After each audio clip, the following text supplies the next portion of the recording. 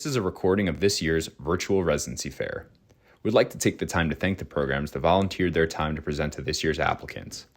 This year's PM&R Scholars Virtual Residency Fair is supported by PM&R Recap and Ultrasound Guidance.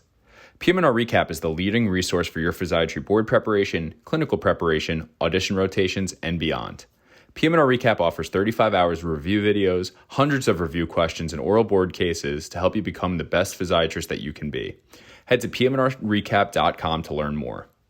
Ultrasound Guidance is the innovative new online ultrasound learning platform that gives you instant access to expert instruction.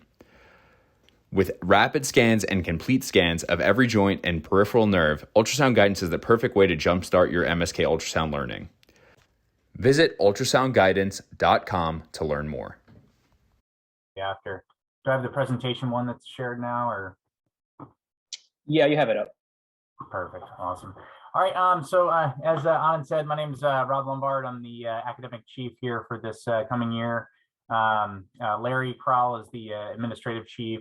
A little bit about our residency program here. We are associated with the Brody School of Medicine, East Carolina University.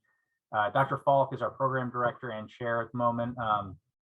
Dr. Morales is our assistant program director, and our program coordinator is Amber Stark. She's been with us for the last couple of years, and she's been really great. So included our mission statement here, providing rehabilitative services to the area and education. I would like this little area map here of our campus. It's a pretty sprawling hospital here. You can have a nice long walk from one end to the other. There in the distance in the upper right corner is kind of health sciences, and there is a health science fitness building there too that's pretty close. Brody School of Medicine's that tall building there. Those two buildings in the foreground are our brand new cancer center and cardiac tower there. Let's see, is it flipping ahead on me? There we go. Okay. In terms of the campus itself, right now they have it listed as a 974 bed facility. I will say that I think the capacity can go all the way up to 1,100 once they open up all of the floors in that cancer and heart tower and fully staffed. So like I said, it's the primary teaching site for the Brody School of Medicine, Allied Health Sciences, and the nursing school. So we do get a lot of medical education going on that's associated with our hospital.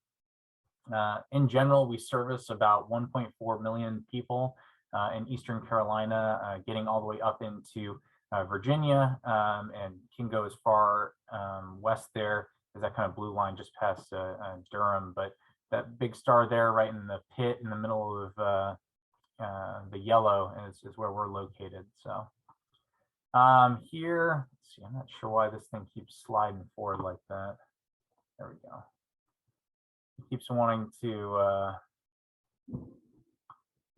change on me here. All right, so here I included our faculty, Dr. Falk here. He's our program director, as I said, chair. He's also director of the Wound Care Center. We do have a nice opportunity, unique experience to be heavily involved with our Wound Care Center here. Dr. Milan is our SEI attending. He's been with the program for a very long time. He also does a lot with interventional pain. We do get a lot of interventional pain procedures. So Dr. Morales, she's heavily involved inpatient with consults, as well as EMGs, also with the Wound Care Center. We've got a great relationship with our neurosurgery department here. Dr. Wilson splits a lot of his time between them. And we do get a lot of patients that come from neurosurgery, I think we all know. Dr. Florida, she also has a healthy weight clinic outpatient, as well as her inpatient GR service. Dr. Parker is covering our neuro and GR2. So we have two general rehab services, and then our specialty services with neuro, which is going to be stroke, TBI, SCI, and then also our peds. Dr. Zeldin is just graduating last year. He's going to come on. He's going to start taking over the pediatric department, as well as doing some EMGs. We have two other new hires as well. Dr. Rick, who's sports medicine trained, and Dr. Paul, who's in cancer rehabilitation. We're very excited for that, given how large our new cancer center is, and I think there's some good things to come from that. And jumping Yeah. a little bit ahead, it might be kind of taking Rob's thunder here, but we're hopeful, fingers crossed, that Dr. Lombard might be joining that as well. So TBD, but we'll see how it goes. We'll be very excited if he does. That is true. That is the plan as it stands right now. So hopefully you'll see this face in the mix there amongst these fine people. So Amber Starks showed off there. She is our program coordinator. Deborah Mercer, Debbie, sorry, she does a lot with the medical students. We are heavily involved with the medical student training. They do a split neuro and PM&R rotation with us. So we get the opportunity to do a lot of teaching integrated with the medical students as well. Some of our other staff here for outpatient clinic. In terms of our adjunct faculty, we do have a good relationship. Dr. Boyette is orthopedics. She also does pediatrics, MSK clinic, and ultrasound clinic. Craig is our anatomist, who will get over into the cadaver lab over with the Brody School of Medicine. We try to do that anywhere between 2 and 4 times a year, kind of refresh that gross anatomy. Dr. Lee is over at the VA. The VA is very close by, literally walking distance from our main campus hospital.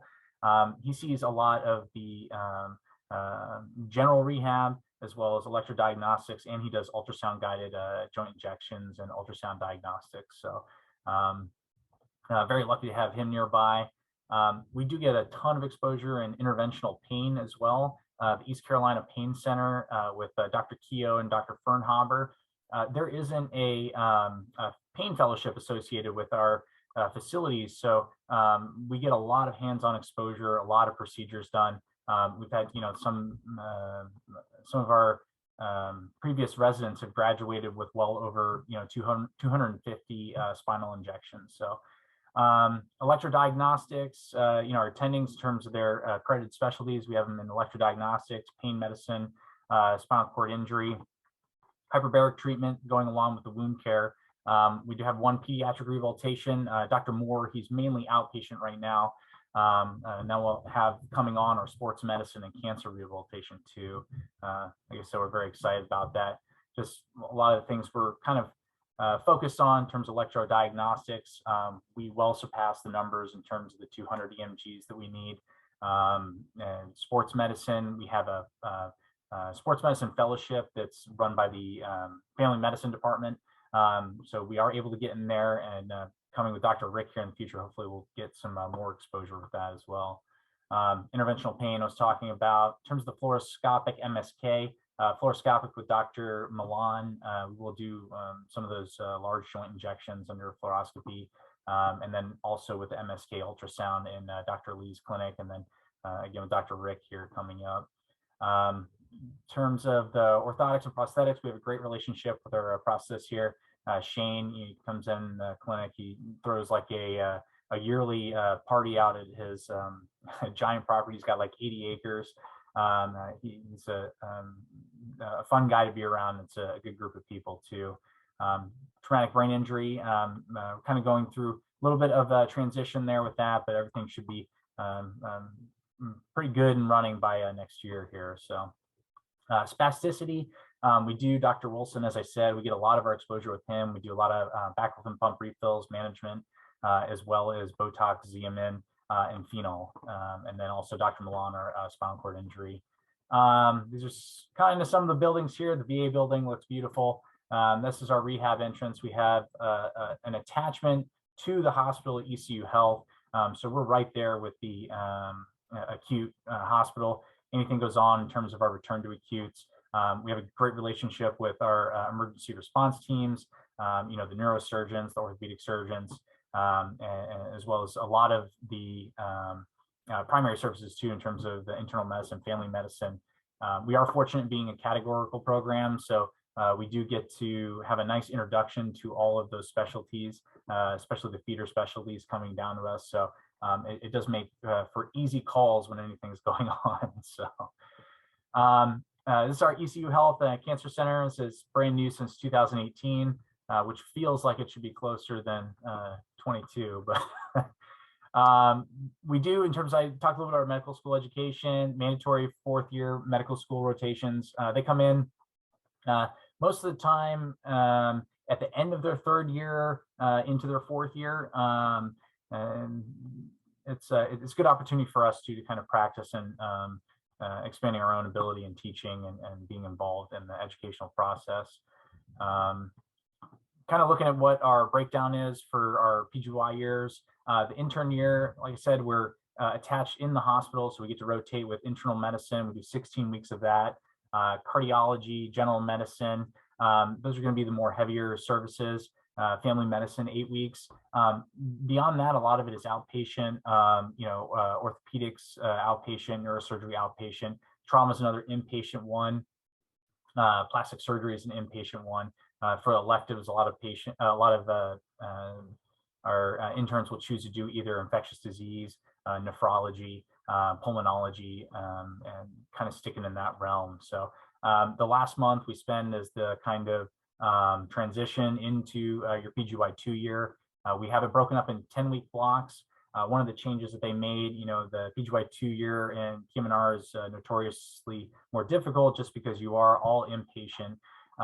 So we did break it up and we do 5 weeks of outpatient built into your neuro block, which you'll circle back to in your third year. And you'll do your additional 5 weeks of your neuro inpatient rotation during your third year, as well as the 10 weeks of EMG. You do get 10 weeks for elective time. I think 5 weeks of that total in each of your PGY3 and PGY4 year you can use as elective time in terms of scheduling your own election. I'm sorry, the full 10 weeks is broken up into the 2 years, your third year and your fourth year. The pain and interventional spine, predominantly for your fourth year rotation, same for the MSK. Consults is going to be a third year rotation. And then in terms of the outpatient, I'm saying here, we get SCI, TBI. We do get a good opportunity to rotate through our wound care center, orthopedic surgery, neurosurgery, vascular surgery, Dr. Powell. Some of the benefits and all there, we do get 3 weeks vacation, 12 days sick leave. They usually give us off a week over Christmas and New Year's too. It's been fortunate because Christmas and New Year's has been lined up on the weekend, so it feels like another full week off each time. So it's been great. Insurance, salaries do seem fairly competitive, especially in the area too here in Greenville. Cost of living here is very, very reasonable, and definitely benefits with the salary there too. We get a $1,200 meal allowance. They've just changed it now too, where we get that in one lump sum at the very beginning of the year. That way, if you're heavy on an inpatient rotation in the beginning of the year, you're not losing money where it's not rolling over each month. So that was a nice change that just happened recently in terms of a GME perspective. Let's see, they will pay for step 3. In terms of the book allowance, every year we do get $150. You can use that towards educational material like step 3. If you are studying, you can do it for Q banks. You can do it for conferences and things like that will come out of your department, your 750 department money, which you get for the full year. And then they also do offer an opportunity to go through a wound care specific certification course, or in your fourth year, you can take a board review course, which the residency will provide for you. Little bit of a breakdown. These are just kind of averages for our numbers. Even through COVID, we did not have a problem hitting our EMG numbers. So I don't think that this quite hit in terms of all of the COVID numbers, but as I said, for the fluoroscopic guided, in terms of the number of injections procedures you get to do, 250 even here we have it as the average. So a lot of opportunity there. Backflip pumps, we do see a lot. Botox injections as well. In terms of our lectures and didactics, right now we do Wednesday morning didactics. We'll have grand rounds, and then we have 2 hours of time. I think it has been something that we've been working on, trying to make it more geared towards resident learning and what is some of the requests that we've had in terms of, gearing it more towards what we are doing. And so we are going through some changes with our didactic curriculum right now, which I think is going to be good. In terms of our radiology rounds, this is also kind of in a flux right now. There's a new neuro radiologist, though, that we've been speaking with. So we haven't been able to quite see what the changes are going to be with this, but everything indicates it's going to be very good. So said before, too, anatomy lab, we try to do that about 2 to 4 times a year as time permits. Ultrasound workshops, for right now, they've predominantly been resident driven. As we get into the year, I know we're going to pick back up on them. We do board review every Friday afternoon. So the 3s and 4s that are not in, either on consults or in a procedural clinic can come. We sit down, we'll go over, a predetermined section, do board review questions, and then kind of have a discussion with ourselves. Afterwards, we have a core group that will usually go over to our sim lab and utilize their ultrasound machines. We'll kind of work through that a little bit. About 5 minutes left, Rob. Oh, thanks, man. Okay, I better hurry up so you can ask questions. Volunteer work, inpatient services. In terms of who we get, a lot of our stuff, because we're attached to the acute hospital, I kind of blew by that slide, but about 98% of patients that we see come from the inpatient hospital that we're attached to. As you saw there, our census is 57, so keeps us busy through that second year. Have had a good success with our pass rate in terms of our board certification, grand rounds. I think we went over that. And then there's a little picture of all of us in here. So we are a fun group. I think COVID put a damper on everything. Everybody's excited to get back out and hang out with each other. I think that's it. Anybody have any questions? Hey, Gary.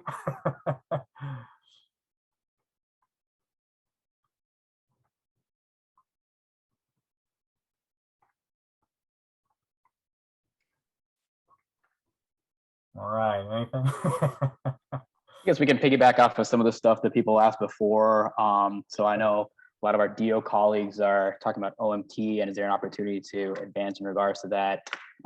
We're very excited, as Rob mentioned, to include some new faculty in the upcoming year that's going to add some fresh ideas to our department, one of which is Dr. Rick, being sports medicine trained. He's coming from Allegheny Hospital, where he did a sports medicine fellowship, specifically mentioned as he was discussing with us the plan to include a lot of OMT techniques in addition to the sports medicine techniques that he learned while out there. So we're very excited for that hybrid mix of that to be included. I know some of the DO colleagues that I have in my class, and the one a little bit lower in the class below us, Dr. Soraya and Dr. Carter, are very excited for that as well. So stuff to look out for sure. What drew us to the program when we applied? I think Rob can attest to this too. Our resident culture, our resident room is an awesome place. There's a lot of autonomy in one way or another. Because of our census and the general nature of the way rehab is trending, it does lead to a higher acuity of patients, and you're going to have to learn how to manage them. So those problem-solving skills are utilized quite frequently. And by the time all of our residents leave, irrespective of what their educational or academic or professional interests are, if they want to run something on the inpatient side, we are more than well prepared due to what we deal with our PGY 2-year. So the combination of the autonomy that we got PGY 2-year, in addition to what we're allowed to do and exposed to in an outpatient setting. I'll give you an example. I'm doing my elective. Yesterday alone, we did 4 Xeomin injections, 2 phenol blocks, 3 carpal tunnels, and a greater trochanter injection. And that was one afternoon. This morning, multiple lumbar ESIs, hip injection via fluoro, and SI joint bilateral. We had multiple of those just this morning. So we're exposed to a whole host of things that way in terms of what we can see, and all within a pretty confined space. EMG clinic is always running.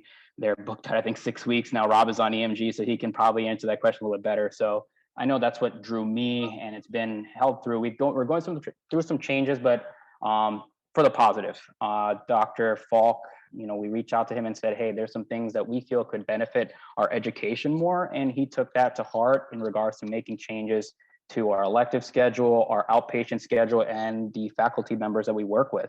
And we really value that in order to make sure that we as residents are seeing what we need to and learning what we need to be confident when we head to that setting. Culture at the hospital that we work at, interaction with the nursing and therapy staff, they know me by first name at this point, honestly. One of them, it was kind of awkward. My pager, lost battery, so I gave it my cell phone. So they were calling me on that.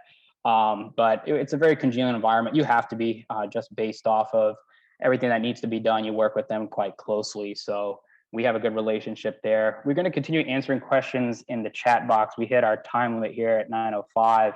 But thank you, Rob, so much for doing this. I'll continue to answer questions after Rob is as well. We'll drop our contact information. But if Baylor is ready to present, you guys can go ahead and share your screen and get started. Rob, if you don't mind stopping your screen share so they can jump in with us. All right, thank you.